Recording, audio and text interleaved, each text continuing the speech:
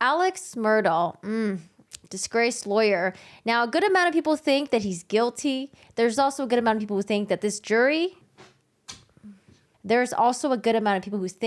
might be a hung jury. But I want to know what you guys think, because this case really is wild. We've been live streaming it a little bit here and there, and it's just as wild as I thought it would be before the trial even started, because there's so many moving parts, there's so many different people, and things are just a little bit crazy, and the evidence is a little bit all over the place. But I want to know what you guys think. Do you think Alex Murdaugh is guilty, or do you think that he's not guilty, or maybe you think that it might be a hung jury based on the evidence presented? Day 1 was opening statements. If you haven't seen that yet, we've already had that video up on my YouTube channel. Now we're going to go to day 2. Day 2, Detective Green is the first responding officer at the scene. And I think it's really interesting what Alex Murdaugh tells him right off the bat. His immediate reaction was to start telling me about an incident that had happened with his son with a boating accident. With the boating accident? Yes, sir. Had you asked him anything about that? I did not. I don't know. Is it me, or do you also think that he's trying to prime the officer into thinking that the murders happened as a result of something else, that maybe it wasn't him that did it? This boating incident refers to his younger son, Paul Murdaugh, who was also the one who was murdered that night as well. Paul Murdaugh was involved in a boating incident 2 years prior where one of his friends, Mallory Beach, was killed. Now, due to his death, he did not have a chance to go to trial yet for this. How did you pull up? You from back there? I went to the house and they weren't home, which was odd. I tried to call. Okay. And then I knew they had been down here before I left to go to my mom's. Okay. And so that is loaded. Okay. You might want to unload it. But Did you observe any visible blood on him? There was no blood on him that I could see. Now, regarding his clothes, this is going to be very important, so keep a mental note on that. When was the last time you were here with them? Or talked to them or anything like that?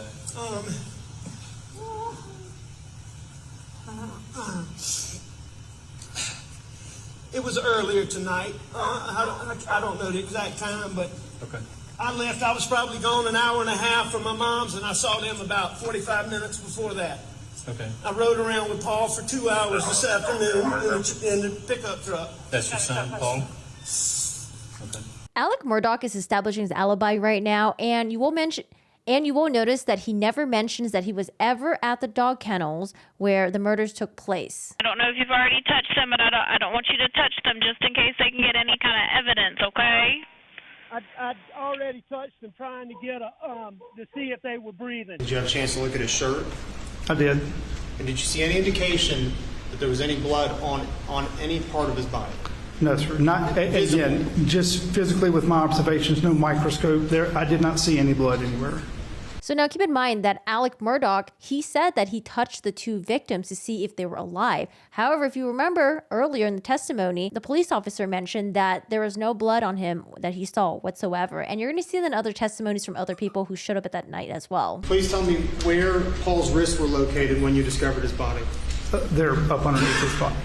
And was Paul's neck accessible? If his wrists were underneath his body, was his neck accessible?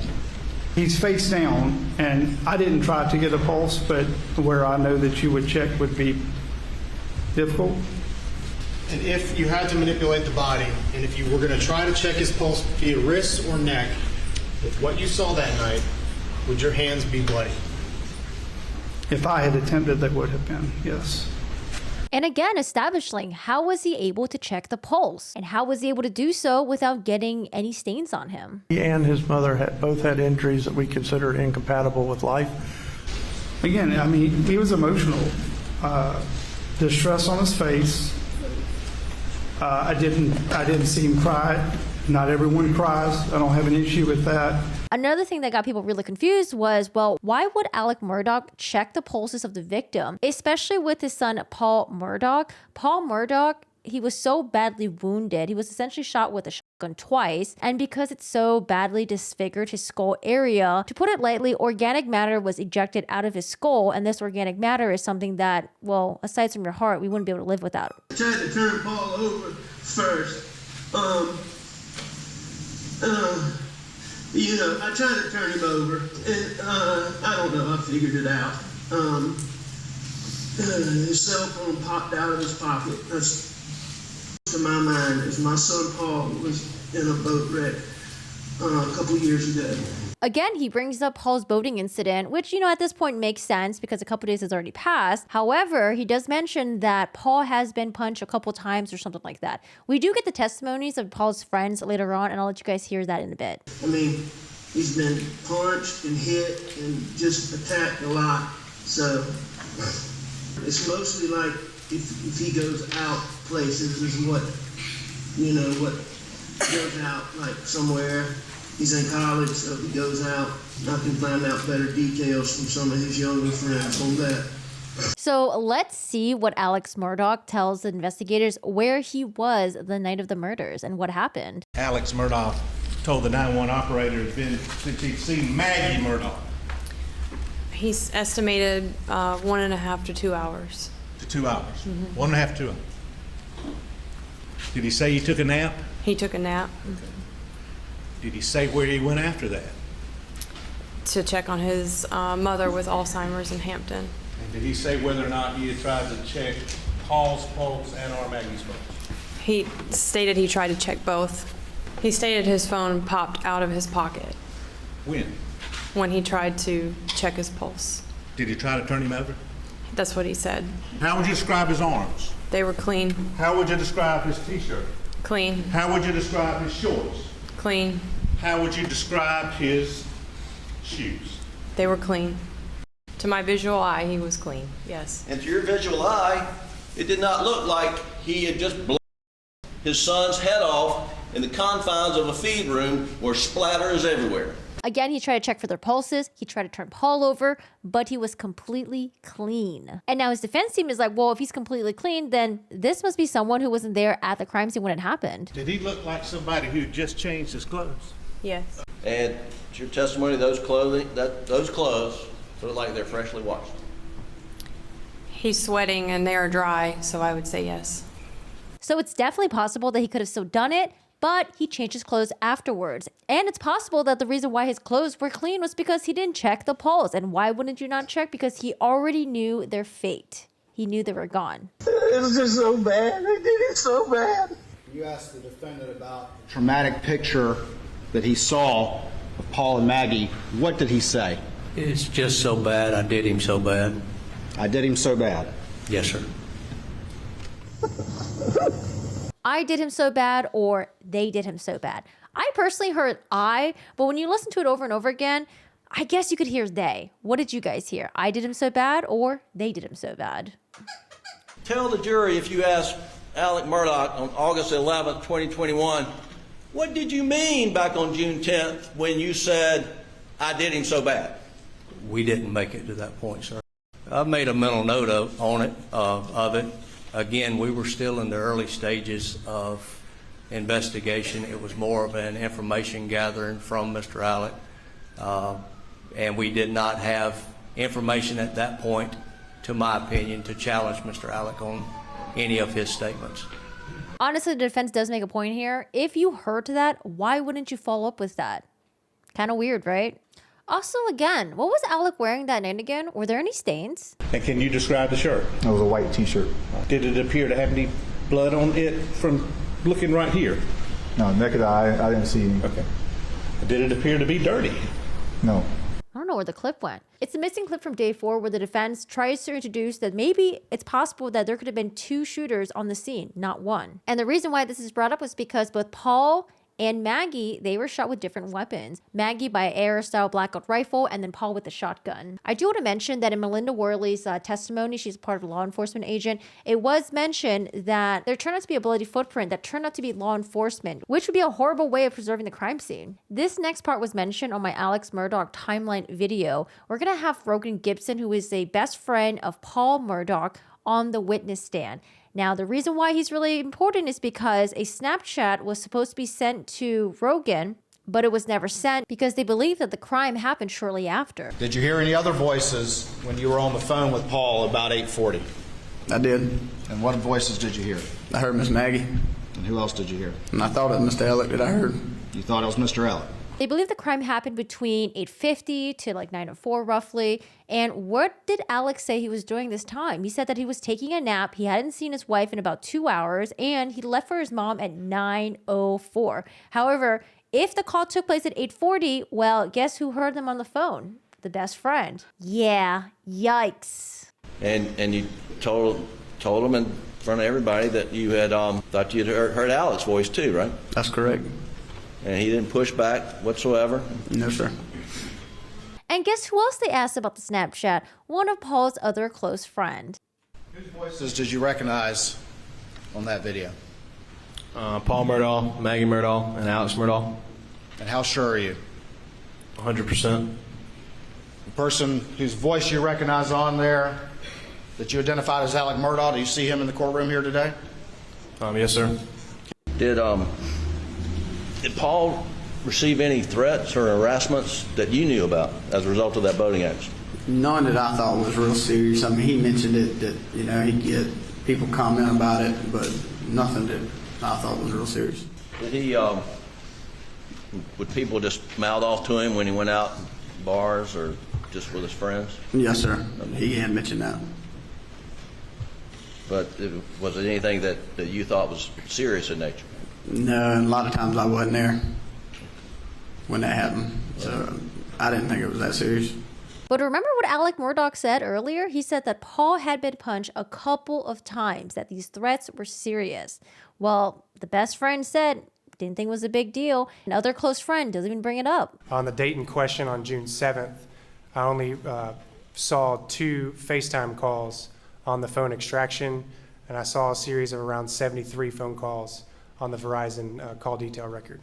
Isn't that really weird? So on June 7th, the day of the murders that happened, they found out that Alec Murdaugh had deleted 2 FaceTime calls to his wife that day. Why would he do that? Additionally, they also found that he deleted 73 other calls. We're going to hop to this next part because it does have people wondering, why were the shower drains not tested for blood? Not that I'm aware of. Do you know whether any of those showers or tubs were in any way swabbed or checked for blood or tissue or any DNA, anything that would indicate somebody had washed off evidence of a crime? Nothing that I'm aware of. The only person that actually looked at the showers and the tubs, you eyeballed them, right? I did.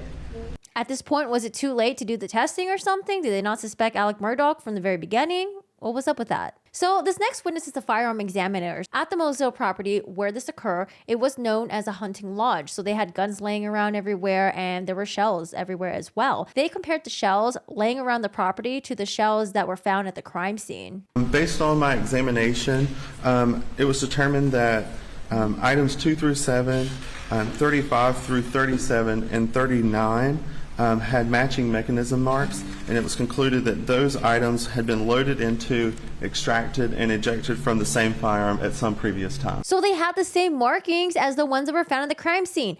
But don't get a little too excited because this is about to happen. My result was inconclusive, and what that ultimately means is I'm not able to determine that. It's a possibility that it could have been fired by that shotgun, and it also could have been another firearm with similar characteristics. Meaning it's just equally possible it wasn't that gun. So same markings, but it's possible that it could have been another similar shotgun. Darn.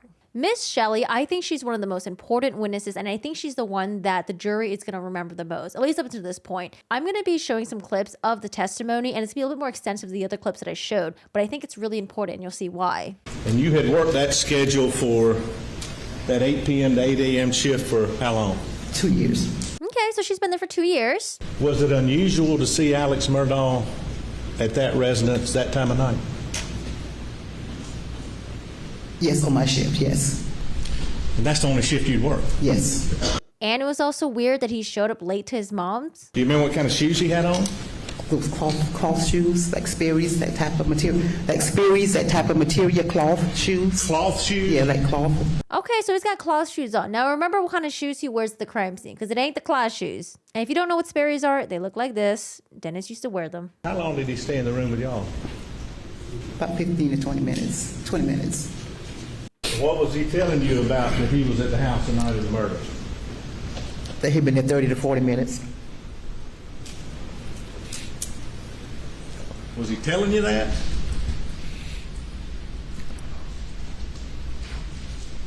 Did he ask you anything about that when he was talking to you?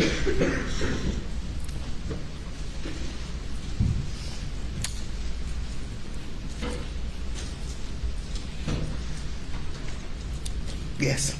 Now, you see that she starts getting really emotional. And I think it's because she's been put in a really tough place. She's got the pressure of Alex Murdaugh, but now in the witness stand, it seems like she's going to tell the truth. Did he indicate to you what he wanted you to do with that information? No. No. What did he say? He just said that he was at the house for 30 or 40 minutes. I said. Was he there 30 or 40 minutes that night?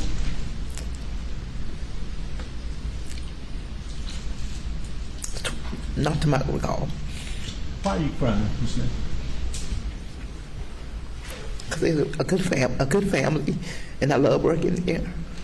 And I'm sorry all this happened. Did that conversation upset you? Somewhat. You upset right now? Yes. Did you call anybody about it? My brother.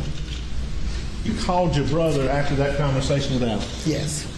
To tell him about that conversation? Yes. What was the statement he said about how long he was here? 30 to 40 minutes. But his phrase was, I was here, or you know I was here 30 to 40 minutes. The day after this? I'm thinking it was, after yes. the conversation yes. you said? Where were you? At the house. And what did he say about your marriage, or upcoming potential marriage?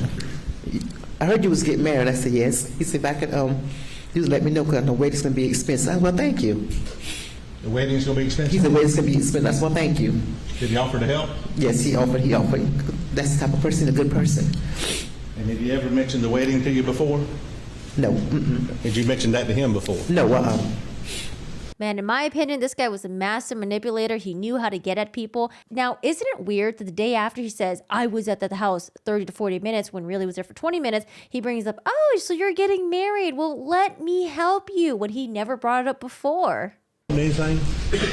He had a blue something in his hand. Say that one more time. A blue something in his hand. Something blue. A blue something in his hand. Mm-hmm. And you said you saw him with that, and did it appear he was carrying something? Like he was holding something. It was bundled up. It was bundled up. Bundled up? Yes. Like this? Yes. People were speculating that what could be inside the tarp. Was there a gun in there? Were there bloody clothes in there? We don't know. Services Laboratory. I met with SLED serology personnel to document and to do additional processing on the raincoat. Okay. And what processing did you take part in? It was documented with photographs. The stains on the raincoat were then documented with scale tape and labeled, photographed again. SLED serology department then tested the stains with phenolphthalein, which is a presumptive test for the presence of suspected blood. All testing with phenolphthalein was negative. There's a raincoat that they find as well, but as you can see, the expert says they weren't able to find any traces of blood. But now we're back to what Alec was wearing on the nights that the crime occurred. Small reddish brown stains observed. Shirt had an odor of laundry detergent. What do you mean by that, an odor of laundry detergent? It just smelled freshly laundered, which is not typical of the lab. Typically, clothing smells slightly musky when we get it.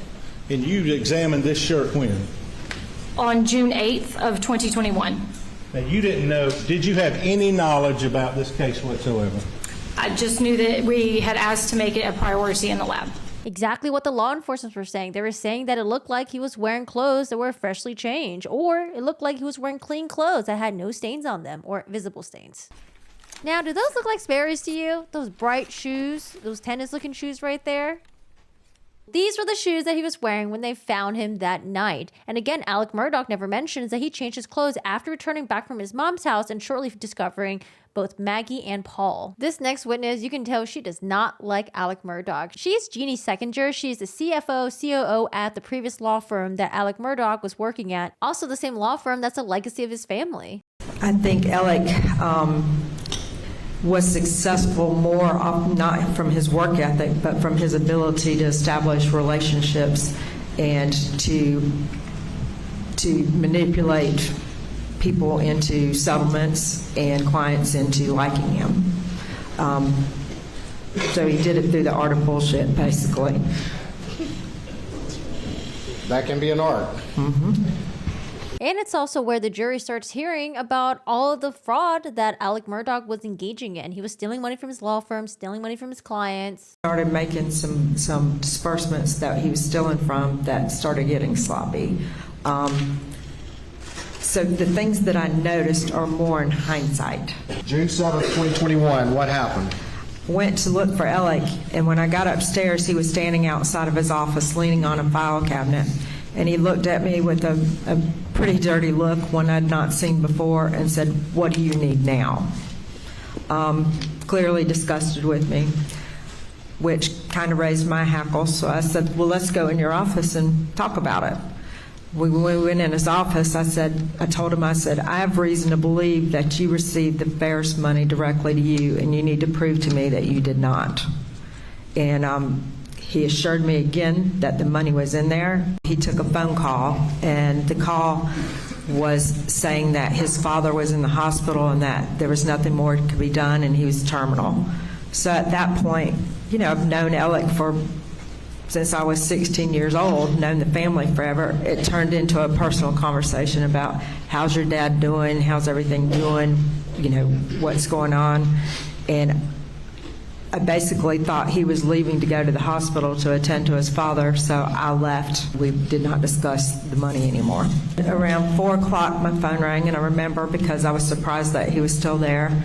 And Alec was asking me some information about his 401k balance. Honestly, I think this is where he might have started thinking about the murders. He was being pressured by the CFO. They found out that he was stealing money. However, when it came up that his dad was sick, things were eased up on him, and they were able to be like, "Oh my God, are you okay?" Maybe feel bad for him. So it's possible that Alec Murdaugh, came up with a concoction where he was thinking, hey, maybe I'll, murder my wife, murder my son, maybe collect the insurance money, pay off my debt. People said that maybe they even think that Paul was a liability because Paul had this entire boating incident that happened and he didn't even go to trial yet. And there's going to be a settlement that possibly might be happening in the future. And on top of that, if he lost his wife and son, maybe he can garner sympathy and maybe they're not going to go after him for stealing all that money. These were close family, these are close friends, and maybe he thought he could take advantage of them. It's obviously conjecture, but it makes sense to me.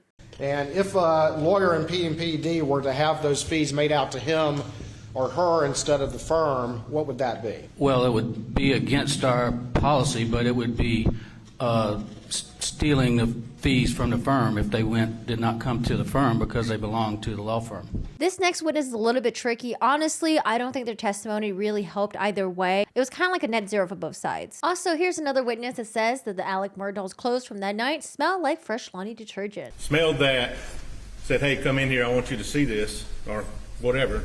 Could you smell it? I could smell the laundry detergent as well. It smelled like laundry detergent. Yes, sir.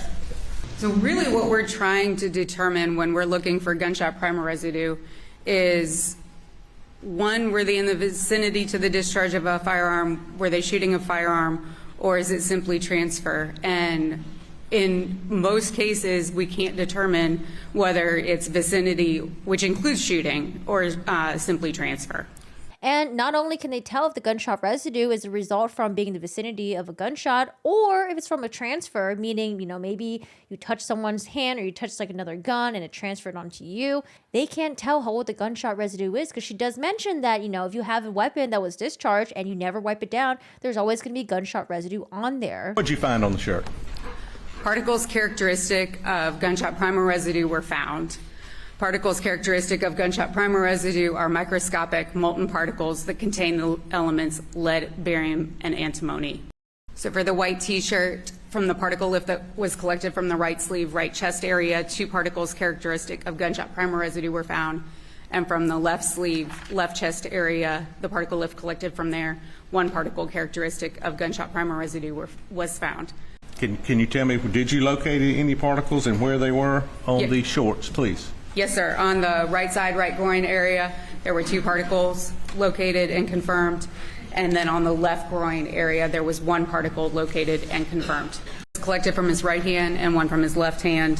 1 particle characteristic of gunshot primer residue was found. These were the shoes collected from Richard Alexander Murdaugh.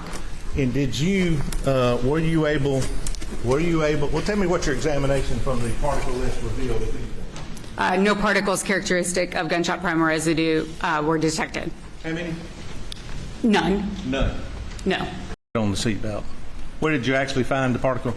The particle was located on the particle lift collected from the buckle. Okay, there were 13 particle lifts collected from the exterior of the jacket, and I did find particles characteristic of gunshot primer residue on it. Was there a lot of gunshot primer residue inside of the jacket? I would say there were a significant number of particles characteristic of gunshot primer residue on the inside of this jacket, yes. Gunshot residue on the hands, the clothes, the shirt, the seatbelt buckle, that's great and all, but, you know, the defense does bring up that, like, hey, you did mention that gunshot residue can linger for a very long time unless you purposely wipe it down. Is it possible that Alec Murdaugh, you know, a guy that has, like, literally a home that's dedicated to hunting, has a bunch of guns laying around, is it possible that he could have just shot a gun from the previous time, not wipe it down, and that's the reason why there's gunshot residue everywhere? So I wasn't really sure about this testimony because I don't know if she wasn't being very clear, or if she could have been more firm and said, like, oh, no, this gunshot residue would be from the night of the crime scene, but, you know, maybe that's not the case. So I saw her testimony as like kind of a wash. But I do want to mention that they did not find any gunshot residue on those sneakers because, you know, I think Alec Murdaugh changed his shoes. $125,000. Do you recognize the signature down at the bottom of the page? I do. Alec signed it where it says R. Alexander Murdaugh, and then where the client's signature is, that is not the client's signature. It's Alec's handwriting. You recognize this handwriting from working for him for 9 years? I do. More fraud. Now let's see what his former best friend of 36 plus years says about him. Now, you've known Alec for 1985, 86, however long that is. That's 37 years, I guess, if my math's right. On September 4th, 2021, did he confess to you the truth of his life that those of whom were close to him, no one knew? He confessed to me things about him that I didn't know. And you had no idea about any of that? No, sir. And he said it had been going on for years, the reality of his life? He told me that he had been addicted to opioids, and I think he said either for 20 or over 20 years. And also? And that he had been stealing money from his clients in the firm. And that was a lightning bolt because you had no idea, despite being his best friend. And just when you think it doesn't get any worse, well, it does. This involves another individual who's also sucked into Alex Murdaugh's world. Now, his mother worked on the Moselle property, the property where the crimes happened, and she was the housekeeper there. Now, she succumbed to an injury due to a fall and trip that happened, and she died. So the family's left without a mother. If I remember correctly, I'm going to kind of take care of you boys and kind of, you know. He's going to do what? I'm sorry? Take care of you boys. All right. Did he say how he was going to do that? Partially, yes. And what did he say? He was going to file a claim against the insurance company. Did Alec tell you there had been a recovery of $505,000 already in the case at that time? No. And did he ever pay you one dime? No. Are you aware of there being a confession of judgment in your case against the defendant for those missing recoveries? Yes. Had you ever threatened Alec Murdaugh with exposure? Could you repeat the question again? Prior to June 8th, 2021, did you ever threaten Alec Murdaugh saying, I know you stole my money, where's my money? You know, I know you got the money. Did you threaten him in any way? No. Okay. Thank you. I have no further questions. Yeah, I don't know what was up with that last question. It was pretty awkward. Was that awkward to anyone else, or is it just me? Next, we're going to be going back to the boat incident. Mark Tinsley is a lawyer that represented the victims of the boating incident. By November, I've given him a number, yes. All right. And roughly what that number was? That number, he was going to have to pay $10 million out of his pocket. And did the defense have any response to you, eventually? That he could cobble together $1 million. Did they have any other response? He was broke. He was broke. He can only get $1 million. Maybe could get $1 million. Did you offer him any other sort of settlement, any sort of type of plan or anything like that?